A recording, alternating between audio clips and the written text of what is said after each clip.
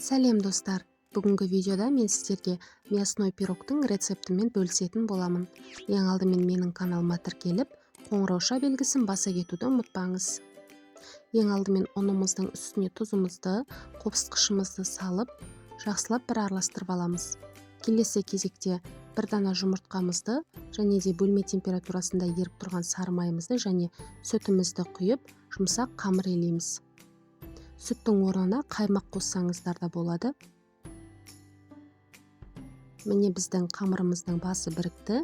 Енді осы қамырды екі бөлікке бөлеміз.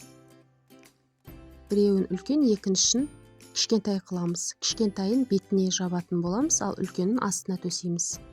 Ал енді салмасына кірісеміз. Біздің қамырымыз демін алғанша салмасын дайындап аламыз. Пиязымызды, сарымсағымызды және картобымызды кубиктап майдалап турап аламыз.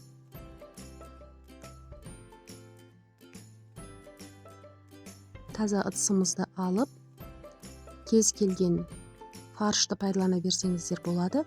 Барлық салмамызға керек заттардың бәрін қосып алып, тұзымызды, бұрышымызды және кристаллигімізді салып, және сочный болу үшін шамалы су құйып жібереміз.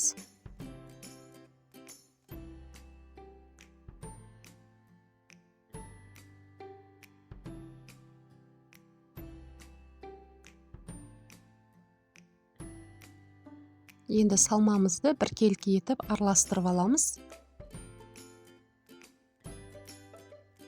Біздің салмамыз дайын болды. Ал енді қамырымызды жаямыз. Ең бірінші астыңғы бөлігін жайып, табағымызға май жағып аламыз да,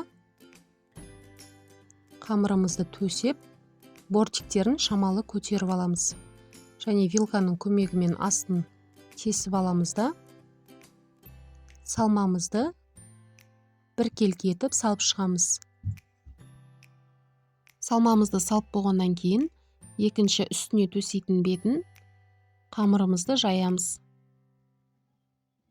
Енді пирогымыздың бетін әдемілеп жауып, жан жағын біріктіреміз. Яғни астыңғы қамыр мен үстіңгі қамырды біріктіреміз. Жан жағын өрсеңіздер де болады. Мен өрген жоқпын, тек біріктіріп шықтым. Ал енді бетіне бір жұмыртқаны әдемілеп бір тегіс етіп жағып шықтым. Бетіне өздеріңіз қалағанша кунжут немесе мак сепсеңіздер болады. Мен кунжут септім. Және де ортасынан пышақтың көмегімен тіліп алыңыздар.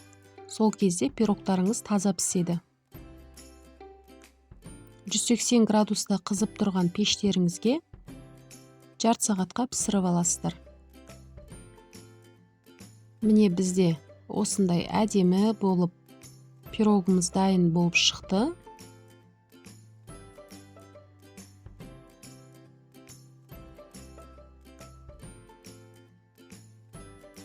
Достар, менің нұсқам бойынша сіздер де пирогты жасап көріңіздер. Менің видеом ұнаса лайк баса кетіңіздер. Және де түсінбеген жерлеріңіз болса, комментарийға жаза кетсеңіздер, міндетті түрде жауап беремін. Міне достар, біздің өте сочный мясной пирогымыз дайын болды. Сіздерде жасап көруге кеңес беремін.